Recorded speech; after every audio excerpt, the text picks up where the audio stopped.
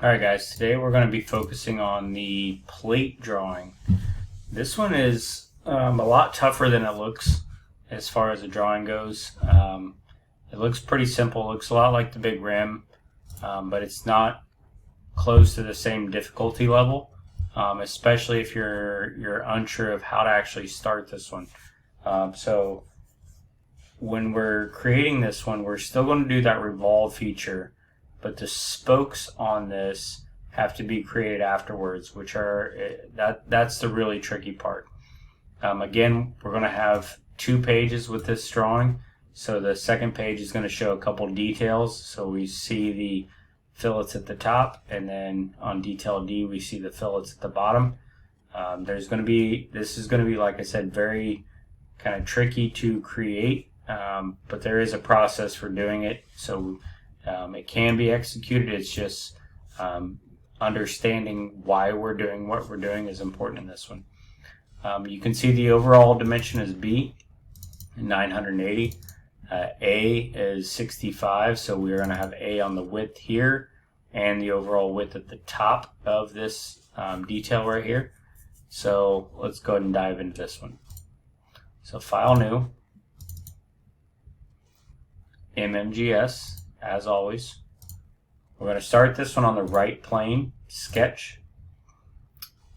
This one's kind of funky because of the size of it, the sheer size and the way you have to draw it. If you remember Big Rim, I kind of had you do it symmetrically, but this isn't really symmetrical. So what I'm going to do instead on this one is go a little bit different route. I'm going to start with just a rectangle. That rectangle is going to be the outside perimeter of this thing. So this thing is going to be A plus 20, which is 65 plus 20, so 85. Again, we got that from A plus 20. And then it is 980 tall, but we're only drawing half of it, so 980 divided by 2. So that's the kind of the outside scope or the area of our drawing. And now we're going to just make some kind of cuts into this. So we're going to do some subtractive design. So additive design is where you start with nothing and you add a little bit in. We're going to start with something here and kind of subtract some of it. So I'm going to go here, go up here,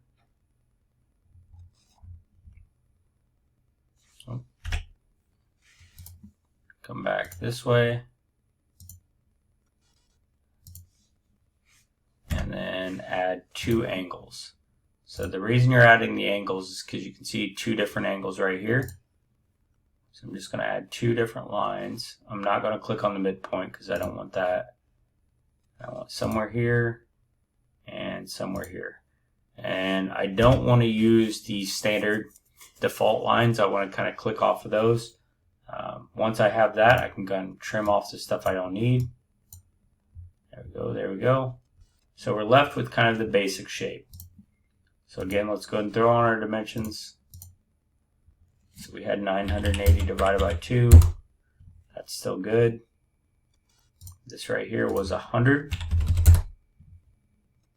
We got that from the midsection here, so it's 200 overall, so we're only doing half of it. We can see it's 30 wide. The 25 is the thickness of the spokes. 10 is what's left between the spokes and the edge of the actual rim or the plate. And then 25 is our height from basically this bottom portion of the angle to the top. And we have 45 and 20, and we have 2 angles, 15 and 45. On the second page is all of our spokes, so we're not worried about that page yet.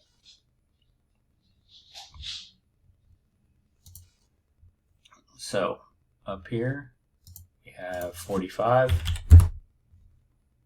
Let's go and get our 65. I meant to do that first. 30 for our width. And then 20 up here. Our first angle is 15 from here to here. Our second angle is 45.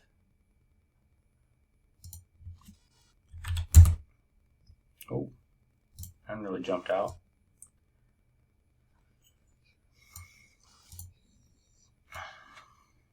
go. So we have 15 on one of them, 45 on the other. And we have to set that height at 25. That's going to define those pieces. So if you did this right, so if this is 25, this is 15, this is 45, this middle piece should be 30 degrees. There we go. Because 45 plus 30 plus 15 gives us our 90-degree turn. Alright, so all that looks pretty good. Revolve boss base. We're going to revolve around this bottom line. And there's our initial plate. Again, I'm going to give you a little cheat. If you did this right now, without any material being applied, we're at 27,813.15. Alright. Let's go ahead and put on the spokes. The spokes, like I said, are the trickiest part. So I'm going to click on the face right here. So that's where the spoke is drawn at. Sketch. And I can see it's 20 millimeters from one side, but 40 millimeters overall in thickness. It's got this one weird curve right here. So we can see both the bottom fillets are 10. So down here is 10. The top right fillet is 10, but this other fillet on the left-hand side is 60. That's the only kind of funky part. So let's go ahead and draw a center line going from origin to the top. One of the things we do need to do is we need to draw two circles. Basically need to recreate these two circles. So I'm going to snap it here and snap it here. Okay, so I have two circles. I have a center line. I'm going to offset this. I'm going to offset the center line by 20. Good. And then I want to offset it again. Reverse it though. Another 20.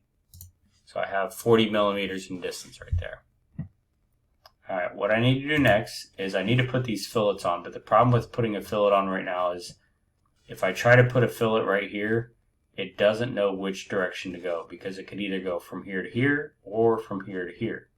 So I actually need to trim out this section here and this section here. That way when I do these fillets, it knows to go from here to here, here to here. Does that make sense? I hope it does. Because if I still have this line, it doesn't know if to go this way or go to this way. Alright, so fillet. We're going to start with our 10s. We have three 10 millimeter fillets. We have one here, and one here. Whoop. Here.